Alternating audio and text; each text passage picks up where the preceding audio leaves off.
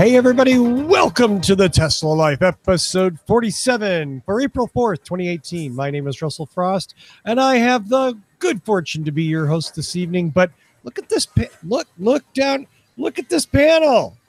This is a rogues gallery of Tesla experts. And let me introduce these rogues as politely as I can. My favorite rogue, our man in the KW area, because I screwed it up earlier, Mr. Mark Coughlin. Hello, everybody. Welcome to the show. Got a ton of news and items. And today is a special day, or actually tomorrow is a special day. It's the 1-year anniversary of this show. So, oh, wow. Nice. Wow. We are 1 year old. There you go. There we go. That explains a lot of what we do on air. We're only one. You can't get angry at it. Still learning to talk. And most of us can't breathe. So but yeah, I mean, that's awesome. And huge thanks to all of you out there for helping us get to our first year. And all of Mark's hard work on Twitter is how many people? 3,900 now. 3,900 followers on Twitter. We're nearing 1,000 of you who've been stupid enough, polite enough, nice enough, supportive enough to friend us on Facebook. All of that stuff is just very, very cool. So big hand for everybody out there. And a big hand to all these people who have helped made this show for a year. Because if it was just me, nobody'd watch. So, let's see. Your mom would watch. My mom doesn't watch. How sad is that? Even That's my mom. sad. I know. She says I swear too much. I know. Thanks, bullshit. Mom. Yeah, that's bullshit, Mom. The first thing that ran through my mind was "fuck her," and then I'm like, "Wait a minute, that's your mom we're talking about." Oh, man. Is that going to be the title of the show? Fuck Russell's mom. No, it's not. It's not going to be the title of the show. We lost another potential viewer. I love my mom. She knows that. Not even Russell's mom watches. Maybe that's a better title. Oh, thank you, Patrick, for coming up with something family friendly and nonetheless topic appropriate. The man next to Mr. Coughlin is my friend in Chicago, Mr. Tony Schaefer. Hi, everybody. How are you? It is slightly after 11 o'clock. Now that we've started at 11 instead of 6, I have a better chance of being here on time. Exactly. Yes. Of course, that's 11 Greenwich Mean Time, international. And we love some GMT and international viewers. So you down with GMT? I'm down with GMT. Yeah, you know me. Yeah, I go Zulu. Wait. What? Isn't it the same thing? I thought you did Amazon Fire. I don't know. I forget. And the man next to him with the very sexy blue microphone pop filter on his mic, I like to call him Patrick Connor. Hello, my friends. It's going to be a great show today. I think so, too. Keep it rolling. Yeah, absolutely. Well, and the man next to him in Tesla Red is our friend in Missouri. Wait. Oh, Cardinals. Oh, please. Oh, you had to do that, didn't you? Yeah. Cheers to my friend Bob Garbarini, who is the Cardinal fan. All right. Just saying. Well, I just have to say I'm glad to be here every week because this panel makes me feel like less of a nerd. Wow. So it's like nerd mainstreaming counseling for you? It really is. I had no idea. Well, let's get our Tesla nerd on. First story from Popular Mechanics goes to our friend Mark Coughlin. Well, Popular Mechanics, the magazine and website that's out there, this just last week named the Model 3 as its car of the year. So year's not quite over, but as far as they're concerned, nothing else is going to beat the Model 3 at this point. And they've named it as their top honor for this year. So a good award for Tesla to rack up. and good to see that the critical crowd is taking a look at what the Model 3 is and believes that it's a solid contender. So we, as the faithful, obviously believe it's a fantastic car, but it's good to see that some magazines, some websites are giving it its honor as well. So and who can argue when, like, the second line, I think in the third paragraph is, I try to reserve judgment on any car until I drive it, but the Model 3 sure looks good on paper. What an honor! Haven't even driven it. To this evaluation, doesn't it? Haven't driven the car, but we're going to give it the Car of the Year award. Yes. The whole thing with the Popular Mechanics, like right below Model 3 Car of the Year is Sedan of the Year, and I'm thinking, well, isn't the Model 3 a sedan? Or is Car of the 3 like a Car of the Year, like a ultimate sort of? I don't know. Like it's the overall category, I believe. Grand champion. Yes. They have some kind of silly, like, I'm sorry, I have to, most fun focused new brand. Maybe not.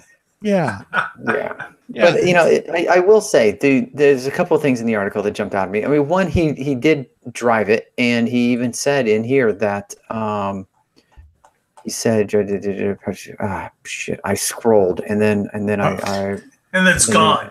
Yeah, I scrolled and then it's gone.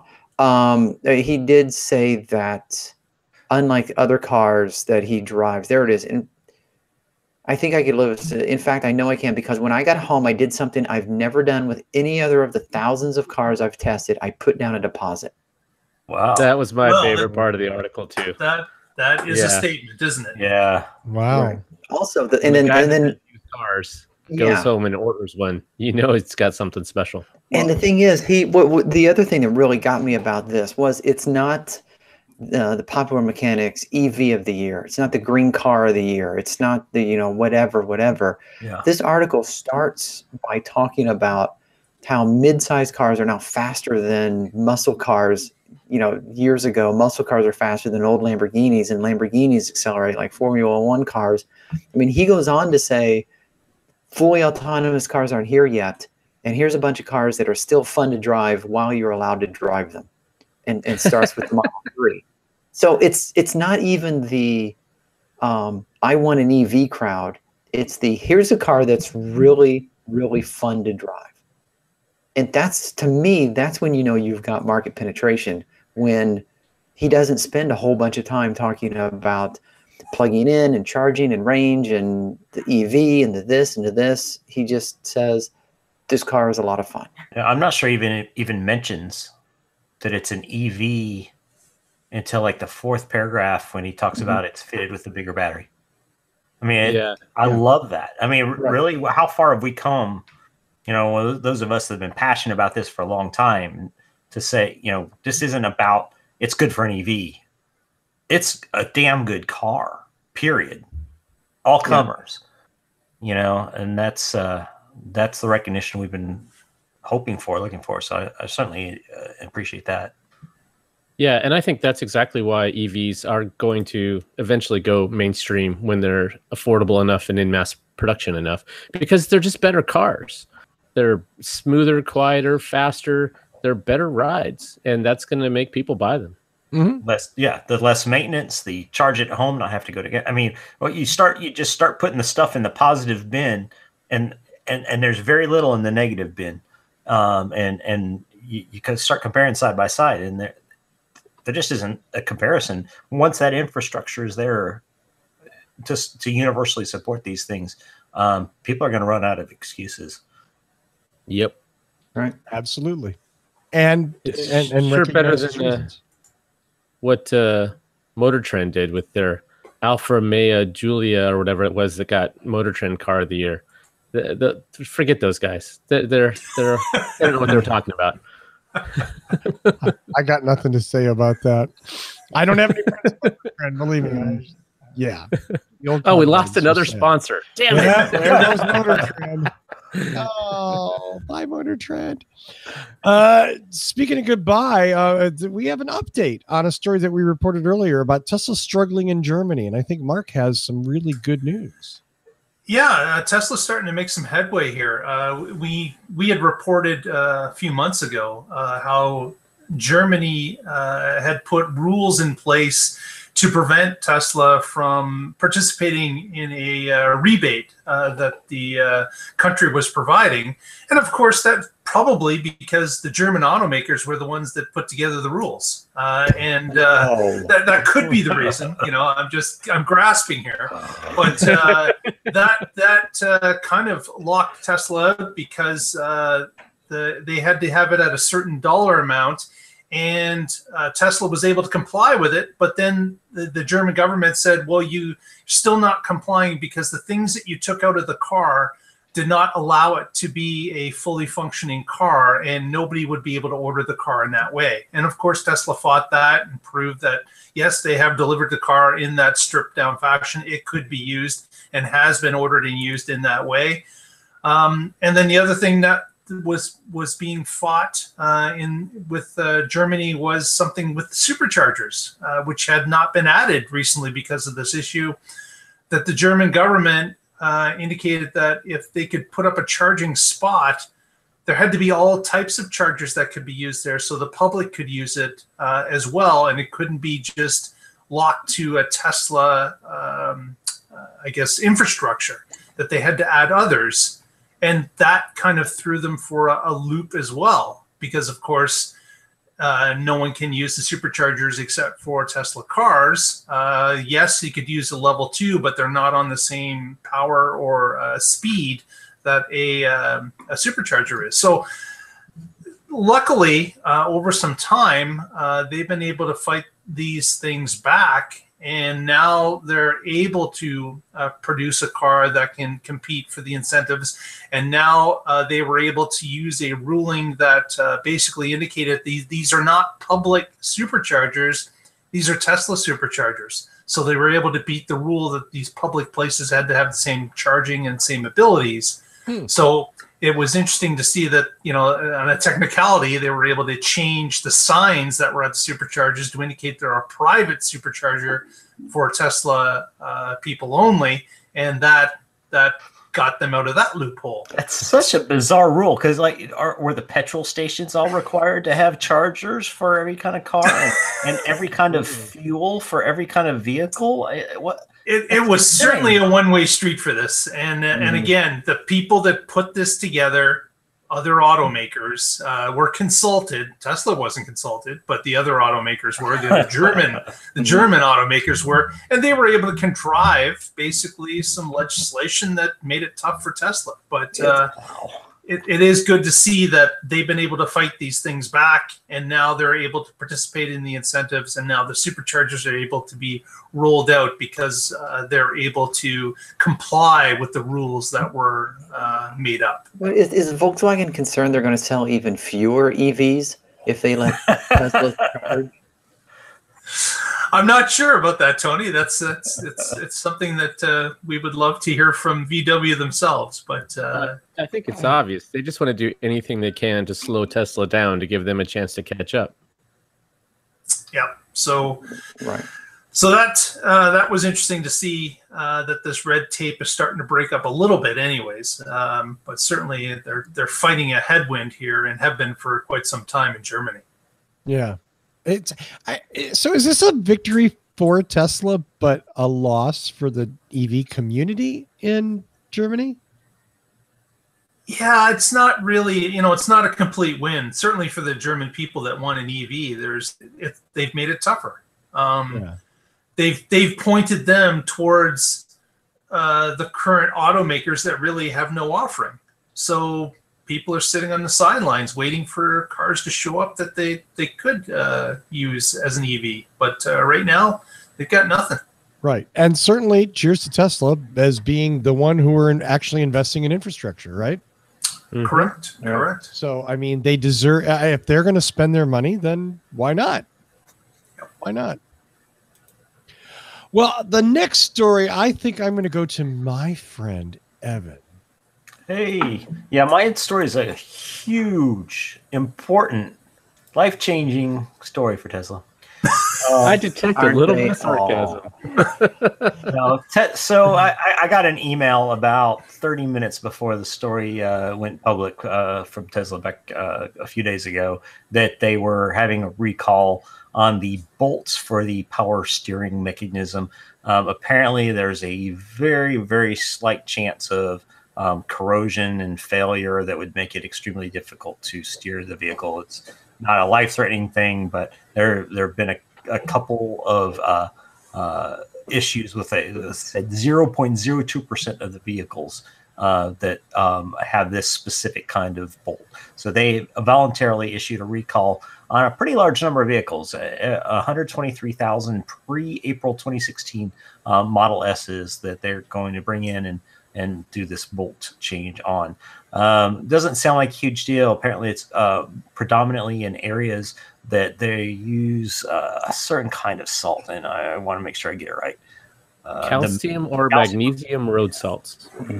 And those can lead to those corrosive properties of those. For whatever reason, the way it sprays on this can cause this problem. So I honestly had not heard that there was any issue with the steering mechanism at all anywhere, any of the sites that I perused, but apparently they've had a couple of vehicles and decided it was potentially a serious enough issue to go ahead and issue this recall, and it will have zero impact on the stock and zero people will be worried about it. But yeah, see, I was originally confused by the article, the headline, and I was wondering how it was that Tesla had issued a recall on the Bolt.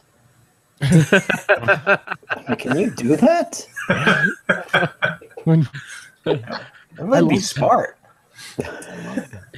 So Evan, you gave this a realistic pitch, but that's not the way the headlines are. It's Tesla's biggest recall ever. You can lose power steering. It's a horrible disaster. I'm sorry. Let me try that again. You're not clickbaiting it enough. 123,000 death traps are being yanked off the road to save lives. Yeah. Yeah. So the Bolt was made by Bosch, and they're the ones that are going to be paying for all of these. So there's really, no impact. Nobody has even had a failure with their vehicle. This is just they've seen them this corrosion on there, and so they're proactively replacing it. When there's all kinds of recalls that happen all the time for much more serious events, it's sad that something like this, just because it has the name Tesla in it, gets all this negative press. Well, yeah. Go on, Russell. I'm holding my comments because I can tell you're gearing up for something. Okay, here's where I'm gonna. I don't disagree with Patrick, but I think maybe Patrick's laying it on a little bit thicker than need to be because of this. So clearly, the news of the recall hasn't hurt Tesla all that much. Clearly. Yeah, was it today? I don't think anybody's correlating it with that, though. Right. I'm not saying there's a direct one-to-one, but I mean, obviously, if this was a horrible, terrible thing, or if the press was really pounding Tesla on it, that stock wouldn't have bumped up as much as it did. Yeah, I think the stock bumped for very different reasons. Once the numbers came out with the Model 3 and how well they're doing with that, there was a lot of good press that their production is ramping up towards levels that were expected. So I just think that every website that writes articles knows that they would get more clicks if Tesla issues 123,000 recalls and you could lose power steering, instead of Tesla takes very proactive stance in ensuring driver safety. Yes, if it bleeds, it leads. You're right. Yeah. Yeah. I'm surprised it wasn't. Tesla issues recall for power steering, can't fix everything over the air. Nice. I got nothing. So I mean, yeah, I don't think this is stock related. I think stock is completely unrelated. I do think that it's gonna, there's gonna be hyperbolic headlines because that's what gets the eyes and the advertisement funding. Mm-hmm. Yes, absolutely. Especially in the days of internet advertising and with paper declining, the net, they want to grab eyeballs, and it's not right to do that. I mean, we don't, look, we both here on this show and on What Drives Us is not we got the scoop before everybody else. You know what I mean? Mm-hmm. We tend to sit back. We do the show once a week. We could do the show every day and comment on news or something. No, we couldn't. Well, not all of us, but I mean, look at all the things on the net though, on YouTube. Yeah. Where people are pumping out a 2-minute video every day. This happened, and it's like, I've always been of the mind that it's better to kind of sit back and be a few days later, a week or whatever, but have something to say about it. Have something maybe more informed. So, right. Yeah, because again, you do it once a week. And by the time we do the show, we've read pros and cons and we've had time to process it. And we talk amongst ourselves. And yeah, it's more of a level-headed, I think, approach. I would like to think so. Well, the Boring Truth newspaper went out of business. Wait. We just called our group level-headed. Yeah. I was waiting to. What? Right on, Tony. Right on. No one's going to buy that, but right on, dude. Right. I'm stretching. Next story, somewhat related. We talked about Tesla production numbers. I think Mark has some news there. Yes, we had one of our viewers reply back to us and send us in a couple of photos of them receiving their Model 3. This is Brian, who got his Model 3 recently. Nice. Yay, Brian. Brian mm-hmm. Enjoying the new ride as he picks it up at the service center. And then there it is in his garage. I love the fuzzy tennis ball. No. I have the exact same thing in my car. Right that prevents the front end from being damaged, obviously. So that's good to have. It's a good option to have. And then what we wanted to touch base on a little bit here, and my screen is not working, as you can see.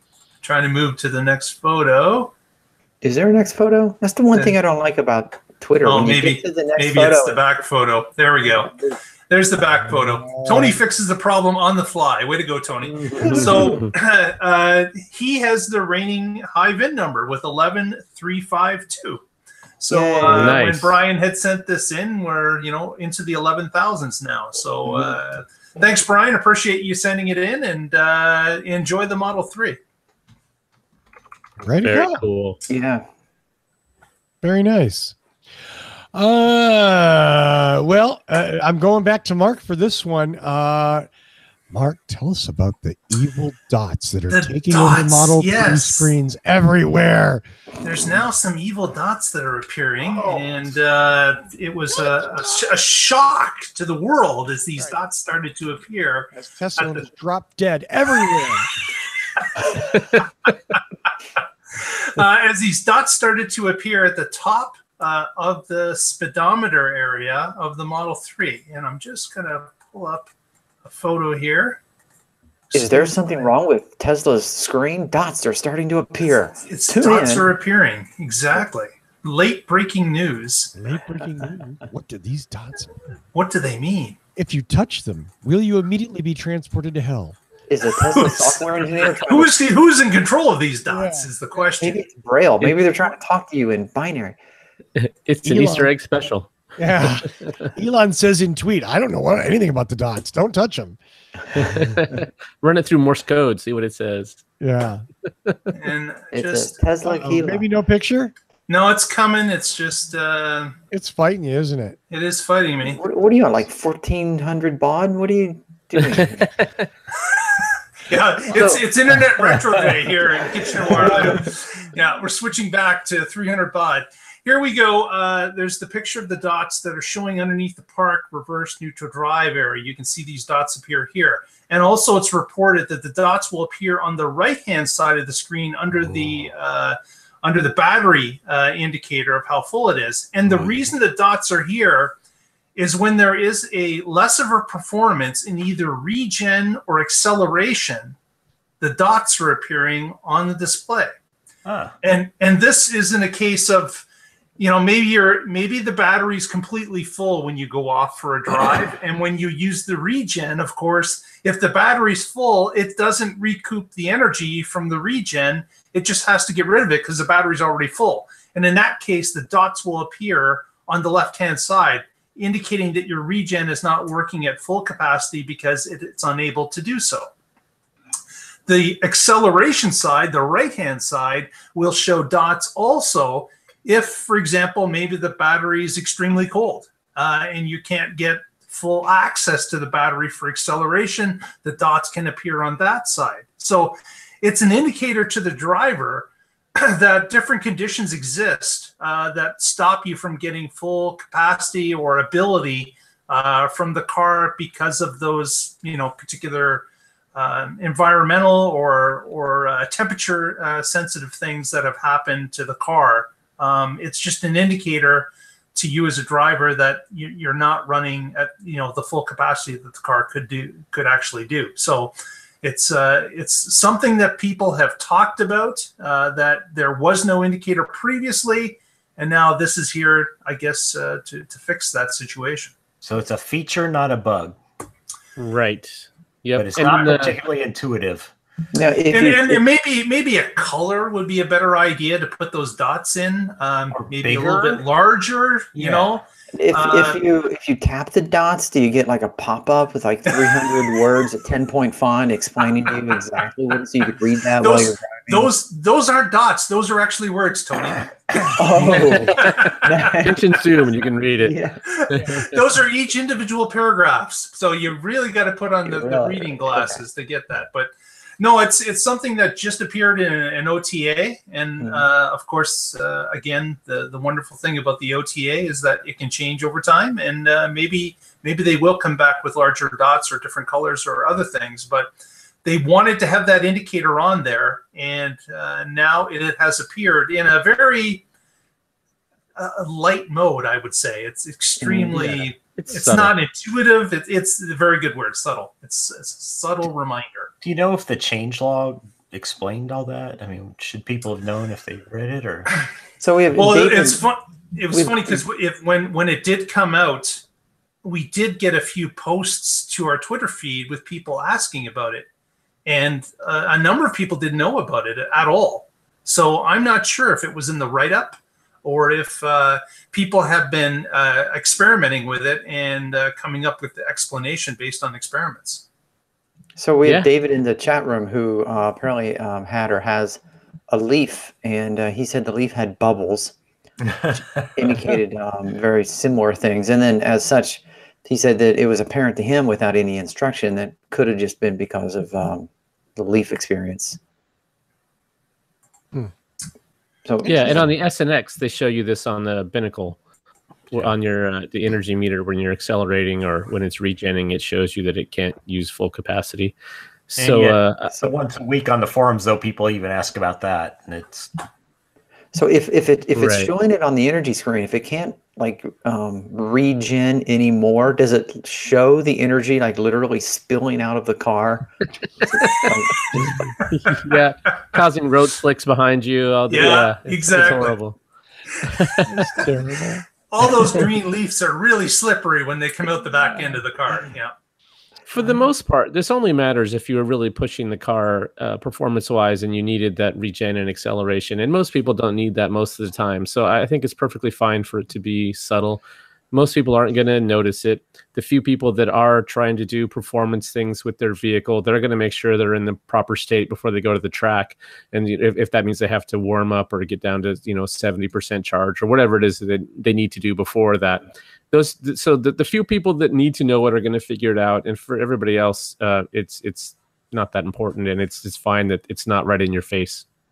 So I think the only thing I disagree with you on a little bit is if you aren't thinking about it when the battery's particularly cold and that regen is essentially gone, it can really catch you by surprise when you've been driving the car and you're used to that regen helping slow you down, and you take your foot off and it feels like nothing has happened. It can be a little unsettling. So it's nice to have some less subtle visual notification of what to expect. Yeah, I'd agree with that. Yeah. I don't charge to 100% very often, and the few times I do, and then there's no regen, it's very like, oh, this is behaving different. Right. And in really, really cold weather, it can also do the same. And then you lose power steering, and then because your bolt snaps. Right. And then 123,000 people die. Full circle. There's a headline. There's a headline. Yeah, and there goes the stock again. Way to go. Although it should be General Motors stock because they were in Chevy Bolts, right? Yes. That's right. All connected. Blame it on Bolt. Nice. Well, our next story, speaking of Patrick Connor, comes from Patrick, who has a celebrity sort of sighting, I guess. Yeah. So this is a nice little story. So somebody was going to pick up their Model 3. They had their delivery scheduled. And then his name is Andre M. He went to pick up his Model 3 at the Marina del Rey Delivery Center on March 29th. And to his surprise, his delivery specialist was none other than Tesla's chief designer, Franz von Holhausen. And so this guy was just in shock. And it's like, why are you doing this? And Franz said that I was on my way home. I figured I'd swing by. I love to see the excitement from people like you and share what I've created. So That's awesome. Franz walked him through all the screens in the car, answered questions for him. At one point, Andre asked him if he would sign his car. And Franz said, well, and he points to the wood dash, and Franz said, not there. That's open pore wood. How about this? So he signed the visor. So this guy got Nice. Franz. Yeah. Wow. That visor is now worth. You can find it That on visor eBay is currently on eBay as we speak. right, Yes. Wow. Yeah. How cool is that? If you're having a bad day at work, and you're like, is this all worth it? You can just go and meet somebody who's totally excited for the product that you're working on. And that's got to be a good pick me up. Absolutely. That's pretty cool. It's so cool. And then Andre went around. He was looking at his car, and it was great. There weren't any even little niggling issues, no panel gap problems, no other thing. And so he said to Franz, "So you made sure this one was special and detailed and prepped and ready for this special delivery, right?" To which Franz said, "No, I've never seen this car before." Wow. So yeah, their quality is definitely, anecdotally at least, getting better. And what was kind of cool as well was that when they went out to the parking lot to actually drive the car away, Andre got to talk to the first person from the Tesla store that he had spoken with before he was handed over to Franz, and the person that he was with asked for Franz for his autograph. So Franz has never been there. Like he just showed up. It's the first time any of them had ever seen Franz live in person at the delivery center or at any point besides on television or through video. And what a cool story for not only Andre but all the others that work there. Yeah, that is cool. Yeah, absolutely. Wow. And I'd love to see things like that. One of the things that makes Tesla unique. I mean, you're not gonna. It doesn't happen at the Ford dealership. Yeah. Or it does and nobody knows. Who's that dude over in the corner? Oh, he designed your car. Yeah. Really? Okay. Yeah, really. Why do I care? Just give me my truck. I'm out of here. Okay. That's so sad. Yeah. That's so and then sad. while Franz is inside doing this, Yeah. his car's making news outside. Uh-huh. So pitching it to the next one. Exactly. Nice. Throw that up here. Well done. Dun, dun, dun. Who's that? I've got some photos. I was gonna say I've got pictures. So speaking of Franz, right? Yep, there's his ride. And what's cool about this is look at the handle, the door handles. Yeah, they're color matched. The chrome is gone. Yeah, so a lot of people have been doing, or not a lot maybe, but there are several. I've seen pictures of other chrome deletes, and when they do that, they normally black out everything. But on the chrome delete for his handles, he made it match the paint color of the rest of the car, which is really cool. Yeah, you see that. You wouldn't even notice that it has handlebars or handlebars. No, door handles from a distance. Yeah.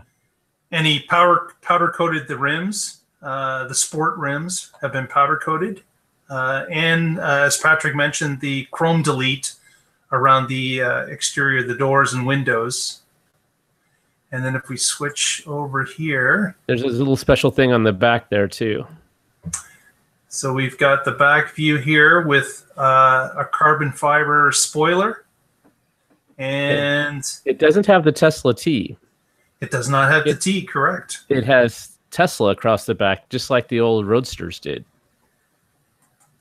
which is pretty cool. Of course the red calipers. Oh, are those oversized too? I'm trying to. They look big.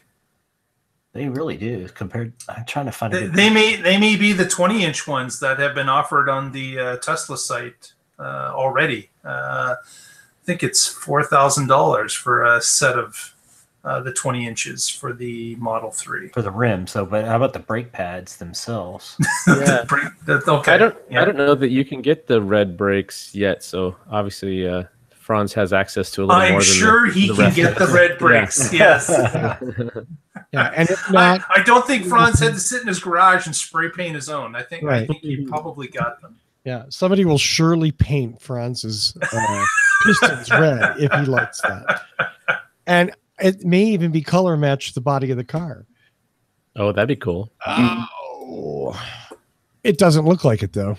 No, it looks a little bit like off. That's just Brembo red. Yeah. So I am trying really hard to find the rear picture. Tony, this isn't that kind of show.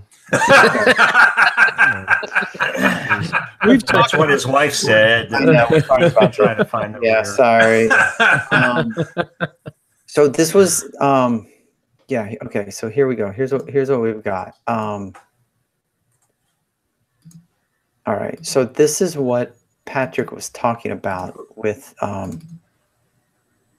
his car. So with the Tesla, right? So Franz's car has the word Tesla across the back, right? But the Model 3 does not. An S, not a Z.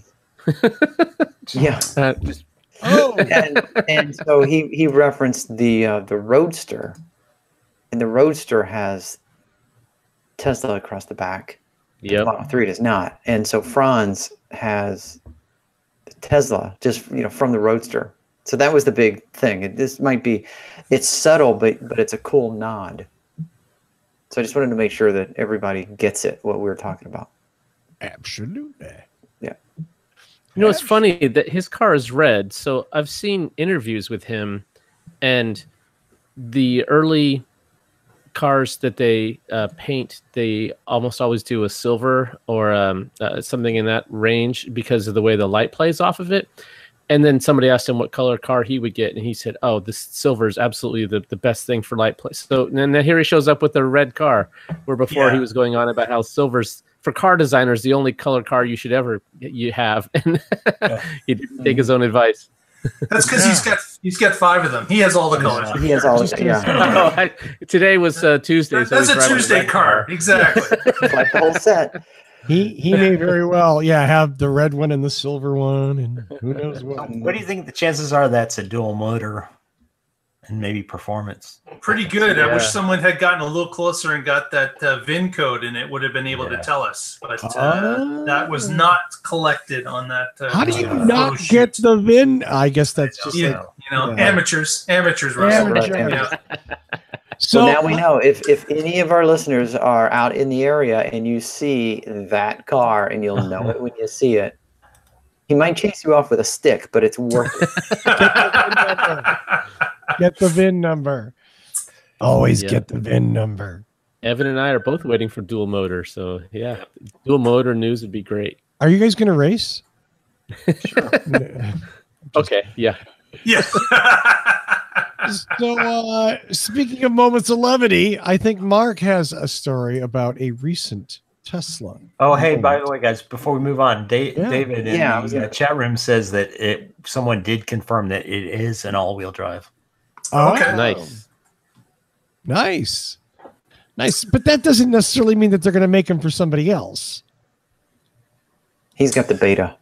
Yeah, I am sure he has an early run of it to, obviously test out. But You got to kind of wonder too if there have been a few VIN numbers that have been registered as dual-wheel drive, but just not a lot of them. Yeah. Not a lot. Yeah, I kind of wonder if it's maybe got some new Roadster guts in it too that we can't ever see. Yeah, that would be interesting. Yeah. Well, it was April Fool's recently, and Elon I'm sure was practicing or waiting for this for some time, and decided to throw up an Instagram picture of himself bankrupt, as we can see in this photo. That's how you spell it in South Africa. Apparently. So here's the quote. Elon was found passed out against a Tesla Model 3, surrounded by Teslaquila bottles. Woohoo! The tracks of dry tears still visible on his cheeks. So, and then it indicates this is not a forward-looking statement because obviously, what's the point? Happy New Month. So again, Elon's sense of humor strikes back. All the naysayers, everyone's saying that Tesla's going to have to borrow money, that they're not going to meet their goals, that they're a junk bond. All of that kind of addressed in this tweet on April Fool's Day. There were people online legitimately pissed off that he did this. Like, I don't know why. You would have to have no sense of humor to be upset about this. Like, really. He's not acting like a normal CEO. Well, he's not a normal CEO, is he? He's not a CEO. He's Iron Man. I don't know why he's got to behave this way. This is serious. People lost money on the stock market this week. God damn it. Oh, it's why sad. isn't he making my car? It is. It is really sad. And then on top of it, he sent another tweet out that we'll just share here. Here it is. So he indicates that Tesla goes bankrupt April 1st, 2018, despite intense efforts to raise money, including a last-ditch mass sale of Easter eggs. We were sad to report that Tesla has gone completely and totally bankrupt. So bankrupt you cannot believe it. And so the joke is like right in it. And then at the bottom he indicates that there are many chapters of bankruptcy, and as critics so rightly point out, Tesla has all, including chapter 14 and a half, the worst one. So again, poking fun at the naysayers out there, and I just thought that was incredible. I think I had a good laugh, and I think the guy's brilliant. Really, he's got a great sense of humor, or maybe I'm warped, one or the other. But I thought it was good. They're not mutually exclusive. Yeah, when so many people are shorting the stock and counting on them going bankrupt, to see him rub it in their face is funny. Yeah, I agree. So okay, the rumors abound. Is there going to be a Teslaquila? Funny you should mention that, Tony, because today a picture showed up on the internet, and Russell or someone had the picture. If you could throw that up. Dun dun dun! Consider it thrown up. So here we go. When you're talking about tequila, that's not what you want to say. After you finish the bottle. Why would anyone ever doubt after the flamethrower that whatever he says will come true? Right. So here it is. A fool to doubt it. Yeah. So they've got a Tesla Kila, and again, I didn't read up about when it's available or how you can get your hands on it, but we should have known this because, of course, SpaceX already offers a wine. So this is not uncharted territory for the group. So now we've got a tequila and a wine available from Tesla and SpaceX. Yeah, and it's not like it's that hard. I mean, it's just branding and bottling and reselling. So why not? If the guy can sell hats, he can sell anything. If Trump can sell steaks, well, although Trump did go bankrupt, so that's a bad analogy. So, hey, I'm so bad at this sharing thing, but let me. He tweeted today. Oh my gosh, I'm so bad at this. But by the way, the picture came from Elon's Instagram. Okay. Well, and there was this today. Just so we know. So, Rose, JJ, or whatever those things are, said, "Sell the tequila," and Elon replied, "Oh, it's on." So I have no reason to doubt that this is going to happen. Oh, yeah. See, I didn't share. I knew I was bad at this. See, it's the button called screen share. Shut it. Oh, I think he's got it. All right. Present there. Oh, there we go. Nice. What are all those tabs of porn you have open? Oh my gosh. Into the Matrix. Stop. Into the Matrix we go. How did I do that? Wow. You went into ludicrous mode. There you go. I was bad at Warp speed. Too much Tesla Kila, sir. See, that's what accounts for the stock bouncing back up. People are like, they're running out of cash. Wait, they're selling tequila. Buy. Yep. Tesla Kila or Teskila needs to be the new unit of bet bartering on the show here. If we ever want to make a bet, it's got to be a bottle of Tesla Kila. Yeah. Now, if you pour that in your Model S gas tank, does it go faster? Yes. Yes, indeed. So the next story is on to Q1 results. The end of the quarter happened in March, and as Elon had mentioned in a tweet before, they were going to be comfortably over 2,000 Model 3s produced in the quarter, and as it turns out, comfortably is 20 over. So they produced 2,020 Model 3s in the past 7 days. And again, it's expected that they will be over 2,000 in the next 7 days as well, into the second quarter. And Tesla had moved 9,766 Model 3s total for the first quarter. So almost 10,000 amount in 3 months. And of course, the S and X had banner quarters as well. And those numbers were up significantly from the last quarter, which was great to see as well. So Tesla's starting to fire on all cylinders, even though it has no cylinders. So it's interesting to see that the numbers now are starting to come in line with expectations. And as Evan had mentioned earlier in the show, that is probably what's driving the stock that we've seen now over the past 2 days.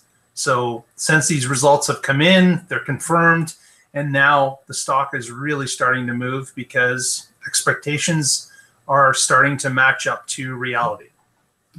Yeah. So is this true? Hockey Day in the chat says GM is now not releasing monthly sales numbers. Yes, that's correct. That's also, true. Yeah. So they have made the move. This was their last month that they were going to do a monthly report. They are now moving to the quarterly model. And the thought is that other car manufacturers are going to follow the same move into quarterly reports as opposed to monthly. Now, is that to avoid like stock volatility, or what's the point of going from monthly to quarterly, or is it just now they don't have to count as often? Good point. I'm not entirely sure about what the overall advantage of it is. To this point, Tesla was the only group that was not doing it in that way. So the others must have looked at it and said, you know what, they've got an advantage by doing it the way they're doing it, and we're going to follow suit. Oh, disruptor. Once again. There was a point in time where GM was reporting every 10 days. And Wow. not recently. Yeah, they were doing it every 10 days, and then they went to every 20 days, and then they went to monthly, and then they've stayed there for a long time. But there's a whole lot of industries that only report quarterly, and the markets for those do just fine. So I don't think it's a big deal that they're moving. And in any given month, depending on fleet sales or some if you have a line that's down for maintenance or whatever, you can have an event that makes it, if you extrapolate it incorrectly, that makes it look horrible or makes it look incredible. Mm-hmm. And this kind of forces investors to take a little bit longer view. I mean, a quarter's not that long of a long view, but it gets rid of a lot of that noise. Exactly. Yeah. Have you guys seen the commercial? I was hoping to pull up a video before we moved on, but it was and now I can't find it. But it was a commercial for, I think it was like a Cheeto or a Frito. It was like every time you buy a bag, then a certain percentage goes toward charity. And to signify the importance of this, they would ring a bell every time the bag was sold to tell everyone the money went to charity. God. And of course, at first, it's like bing, and everyone's like, "Yay, charity!" And then bing, "Yay, charity!" And then they fast forward. These people are on the phone in the background. You just hear ding, ding, ding, ding, ding, ding, ding, ding, ding. Out of control. Yeah, so I thought of that because Matt in the chat said, why not every 7 minutes? And it could just be sold another, sold another, sold another, sold another. Yeah. Just have a live counter on, Absolutely. Very good. Yep. I'm going to get Tony for the next story. This is unrehearsed.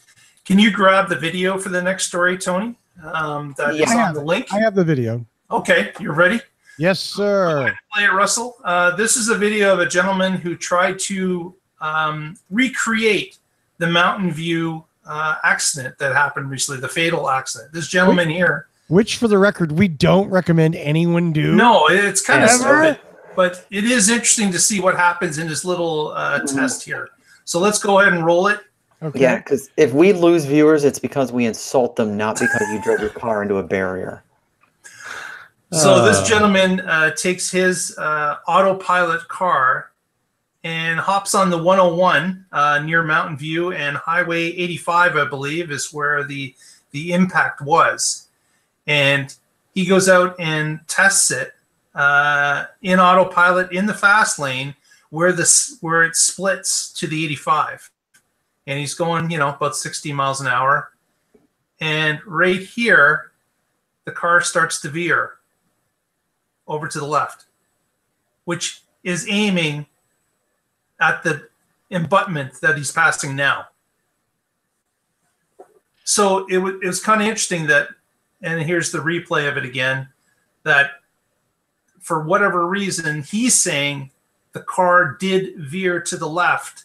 And there's been a number of theories as to why it is. Line paving, the crack in the road between the two slabs of concrete, giving a false reading. There's a number of things that people speculate, but he was, again, we don't know for sure, but based on his video and what he's saying, he said the car did veer to the left in autopilot in that particular area where the crash occurred. So that's not the video I thought you were going to show. Yeah, I saw a different one earlier this week. There's what somebody did at night, much less volume of traffic on the roads, and he actually let it go right until he had to manually apply the brakes directly toward the barrier before they had put the arrestor back up. And so in the video you just showed, the arrestor was already back up, but this guy did it before that happened. And it was much clearer, at least to my eye, that at the gore point, the lane marker for the right-hand lane was almost undetectable. and you could see how the autopilot could very easily have lost it. So it followed the left side, what should have been the right-hand side line marker for the left lane, and it tried to follow that as if it were the left side marker for the right lane, if that makes any sense. And I mean, he took it. I mean, he had to brake hard to avoid hitting that concrete barrier with the arrestor down. I don't know why you didn't just steer away from it, but it was very impressive just how much that autopilot followed that line with no evidence it was going to slow down at all. You could clearly see how the other accident would have happened with the driver not paying attention. Now, that said, Yo-Yo actually put up a video today that he went out and tested this exact same spot. The arrestor, or whatever the thing is called, was back up, and he did it in his Model 3. And he tested it 6 times from both the left lane and the right lane, and all 3 times the car followed the proper tracking. Now, I don't know if they've repainted the lines since this happened. I don't know what all has changed since the original accident, but Yo-Yo's Model S didn't have any issues with it. I think it was his Model S, not his 3. That or it was a new 3. I don't remember. Yeah, I was gonna ask, could it be vehicle specific? Let me see. So in the video that I saw, the lane markings there are just horrible. And yeah, like you said, Evan, where that V starts, the right side of the V is gone. Just so many cars. If one it's an exit to the left, so not a lot of cars go that way. Most of them stay on the freeway, and they've just run over that left lane marking, so to the fact that it's gone. So the lane marking that takes the exit is the one that's much more clear and obvious. And we have to remember that before this fatal accident, that somebody in a Prius ran into it, which is why the arrestor, or that crumple zone for the barrier, was gone, because a human driver was confused about which way to go and smacked into it at freeway speeds. And that person lived because the crumple zone was there. The arrestor saved their life. And unfortunately, it wasn't replaced in time for the next person that was there. So yeah, the lane markings were horrible. And here's the thing. Why isn't there a massive rumble strip in all that part of the road that's not supposed to be driven on? That should all just be grooved. So as soon as you start going down the wrong way, your tires are rumbling and you wake up and go, oh, wow, that wasn't the right part. They need to do something more than they've done there. Right. And just because it was Yo-Yo's Model S that he was doing it in. Wow, the guys that are saying that there was a bus last year had crashed in the same spot. Yeah, it's a bad spot. And you can imagine with that heavy 101 traffic, it kind of comes around a curve. And so if somebody was in front of you and split off and you didn't appreciate that the road curved there, it'd be very easy to get into that. Yeah. Exits on the left aren't all that common. So that alone makes it a little confusing. And yeah. Yeah, so it goes on is to say that you need to pay attention regardless. There's just no way that what you have in your car with autopilot is something that's fully autonomous. You've got to be watching what's going on, and we've said this on our show previously that the system does kind of lull people to sleep because it does so many things right so many times. And that's part of the danger of this system, is it kind of lulls you to sleep, I believe. Like, would you agree with that, Patrick? Evan, as you're driving, you're on autopilot. It does it right so many times that it becomes, is there a kind of a lulling factor that you see?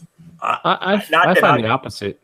Me too. I've never experienced that. I find that I'm more attentive in a way because I am less focused on maintaining speed and maintaining myself in the lane, and I'm able to pay more attention to what's going on around me. I guess I could see how somebody would assume that this car would magically always do the right thing, but that has never been the case with me. I've never and I've been driving in an autopilot for over 2 years now. I never experienced that. Yeah, and it does make mistakes occasionally, enough to that you can't just trust it. Right. Especially near exits. That was the earlier versions had a real big problem. Sometimes it would take an exit when you didn't want it to. Yeah, well, and I question the wisdom of using autopilot in that particular area on the 101 anyway. So much traffic, so much going on, so many merging and departures. I would probably use the dynamic cruise control, but I would not use autopilot in that situation. Yeah, so I hate to do this to you, but here's a picture of the Greyhound bus that crashed into the exact same spot last year. Mm-hmm. Man. Yeah. Hit it and, it originally hit it and rolled over. Whoa. And yeah, I mean, right here, this is the exact same spot. And maybe this is the missing white line too. Or no, that's just dashed, but yellow, but yeah, but this is the exact same spot. So it is kind of wrong to say this is a Tesla thing when you have a Greyhound bus and a Prius and a Tesla, and who else? We probably don't know who else has hit this exact same. Yeah, only one made the news to this level. Right. Yeah. And there was, I guess Tesla's got the logs out of the car now, and it had been alerting for 5 or 6 seconds before that. So maybe he had some medical issue. Who knows? I don't know. But if the car is actually alerting and you're ignoring it, that seems like there's something going on. Yeah. Yeah, which is kind of another story. Apparently, NTSB was not happy that Tesla had released all those. Right. But he apparently had also, as we'd said before, he had complained to the local Tesla showroom. He had complained to people that it was veering toward the barrier. And I think it's done like 6 times he had complained about it. No, I'd heard that he had complained about the navigation system, which is very different from the autopilot system. And I think those stories, I think in more than one article, those got confused. Okay. We're watching you search the internet now.